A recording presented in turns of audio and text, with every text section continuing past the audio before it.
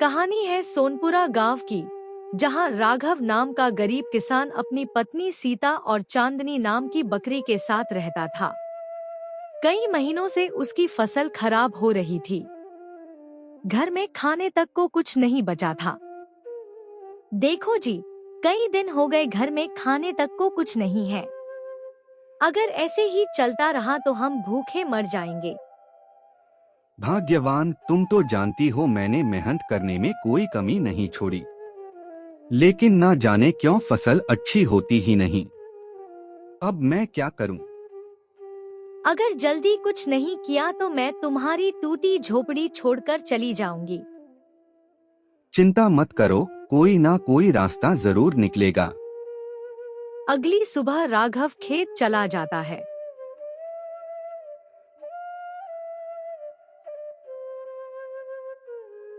चांदनी झोपड़ी के पास बंधी रहती है और जोर जोर से मिमियाने लगती है।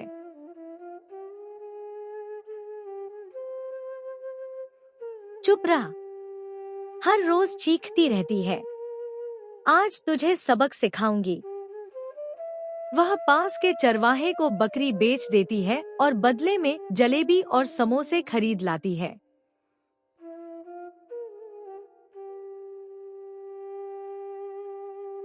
शाम को राघव खेत से लौटता है।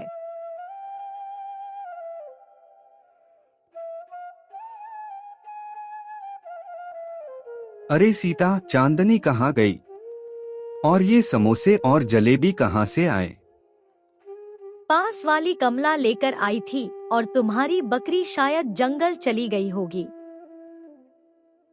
राघव सोचता है। चांदनी कभी अकेले नहीं जाती, कुछ गड़बड़ है। वह जंगल में चांदनी को ढूंढने निकल जाता है।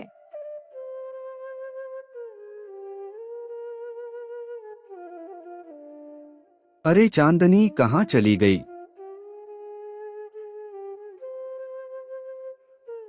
चांदनी भागते भागते एक जगह पर रुक जाती है।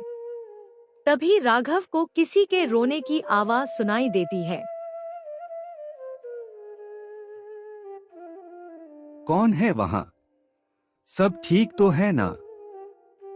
बेटा, मैं अभागी हूँ।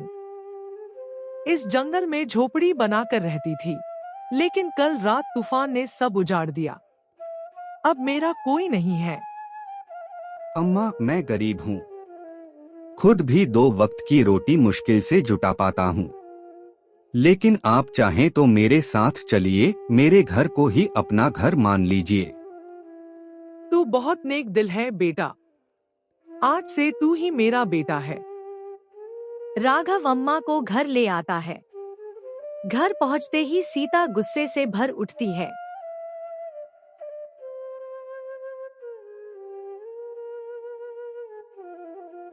यह बुढ़िया कौन है और इसे घर क्यों ले आए? आज से यह मेरी माँ है। जैसे हम सूखी रोटी खाते हैं, यह भी खा लेंगी। इनका इस दुनिया में कोई नहीं है। हम खुद 2 वक्त की रोटी के लिए तरसते हैं और तुम मुसीबत घर ले आए। बेटी दुखी मत हो, मुझे बस थोड़ा चावल दे दो, मैं उसी से संतुष्ट हो जाऊंगी। सीता बड़बड़ाते हुए रसोई में जाती है। सिर्फ मुट्ठी भर चावल होते हैं, लेकिन जैसे ही बर्तन में रखकर लाती है तो थाली भर जाती है और लबालब हो जाती है। सीता दंग रह जाती है। रात को सीता देखती है कि अम्मा के बाल और बड़े हो जाते हैं। आंखों से तेज रोशनी निकलती है और खाली डिब्बे चावल से भर जाते हैं। यह कोई साधारण बुढ़िया नहीं है। सीता को शक होता है कि अम्मा कोई चुड़ैल है। एक रात वह उनका पीछा करती है।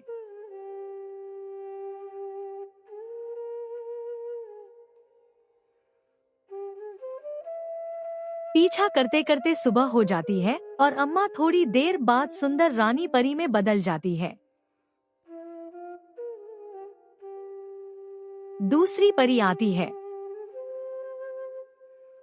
प्रणाम रानी परी, आपका धरती पर थोड़ा ही समय बचा है। हाँ, जानती हूँ, लेकिन कुछ दिन और मैं अपने बेटे राघव के साथ बिताना चाहती हूँ। सीता यह सब देख लेती है और राघव को बता देती है।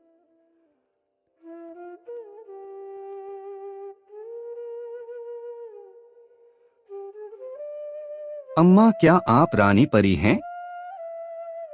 हाँ बेटा, मैं जादू नगरी की रानी परी हूँ। मैंने तुम्हें जंगल में देखा और समझ गई कि तुम्हारा दिल बहुत पवित्र है। तुम्हारी पत्नी ने तुम्हारी बकरी बेच दी थी, लेकिन जो चांदनी तुम्हें जंगल में मिली थी, वह मेरी माया थी। यह लो, मैं तुम्हें यह सोने से भरा घड़ा देती हूँ। इसमें जीवन भर के लिए पर्याप्त धन होगा। फिर वह परी का रूप धारण करके चली जाती है। राघव और सीता बहुत खुश हो जाते हैं।